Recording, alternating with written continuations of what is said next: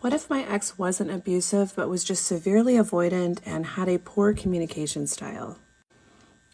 Every single time that you would bring up mere emotions to him or try to problem solve within the confines of the relationship in a coherent and calm manner, he would blow up, gaslight, tell you that you didn't have a right to be feeling what you were feeling, and that your feelings were in fact stressing him out, and now he was the victim. He would also tell you that you needed to think more positively and stop being so much drama, that he just needed peace. And he would tell you that perhaps some self-reflection would be necessary. Maybe some more inner child healing would be requisite so that you could show up in a more secure way and not so needy. Maybe he wasn't abusive and toxic, and maybe he just ran out when we were fighting because he was triggered and avoidant and overwhelmed from his own trauma, and that really I should give him the space to be human because we're all human and we all have trauma. Stephanie, you would be crying because of his inability to communicate, see the first part. And he would see you, his partner, crying and vulnerable and almost begging him for connection and love as a partner should give. And he would run out in anger, stonewall you, and employ the silent treatment for days on end, leaving you in that abandoned, triggered state, feeling like nothing that you ever did was good enough or that you didn't matter as a person. But I mean, he did always come back to try to repair. So we were in a relationship. I mean, he left me for days on end in a triggered state, but he always came back to repair, even if it was days or weeks later. So isn't that what a relationship is? It's two people feeling triggered, but then choosing to come back to one another? How is that abusive?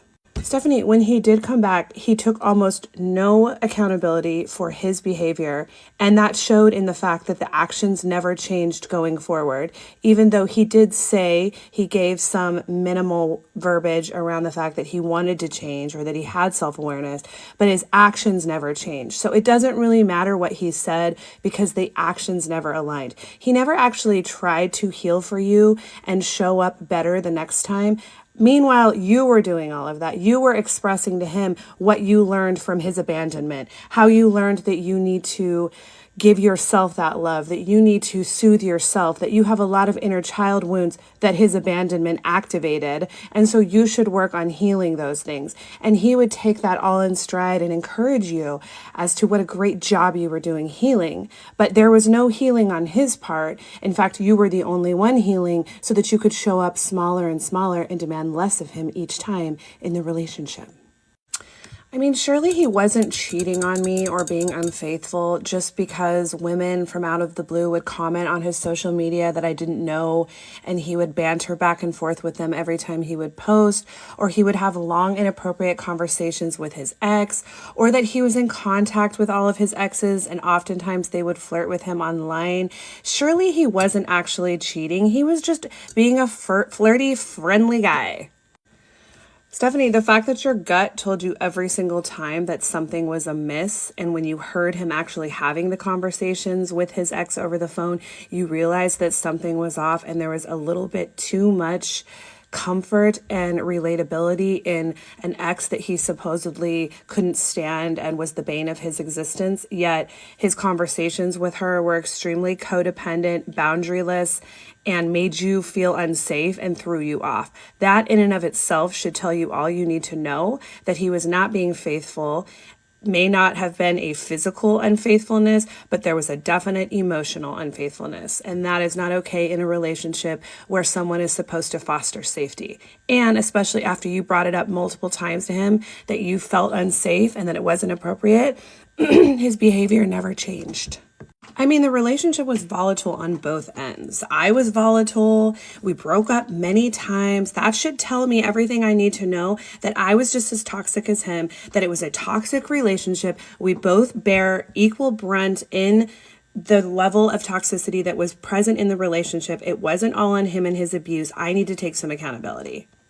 It was toxic and we broke up so many times because every single time we would have a minor disagreement or I would be requesting that he come closer to me so that we could resolve an issue in the relationship, he would leave and discard me and break up with me, especially towards the end. There were constant discards over and over again, which perpetuated a sense of unsafety, which perpetuated a feeling in my mind that I better act the part, that I better straighten up or I was going to get abandoned and dumped, which I think was a very calculated attempt on his part to maintain power and control, which is the basis of an emotional abusive relationship. The abuser wants to maintain power and control at all costs. So him breaking up with you over and over again and walking out on you and abandoning you and hanging the threat of breakup over your head every single time you acted out, which meant showing emotion, trying to come closer to your partner, that is abuse in and of itself, because it is meant to dysregulate the victim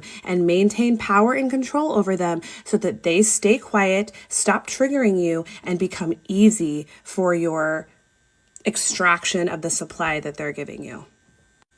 Yeah, I'm pretty convinced that my relationship was abusive.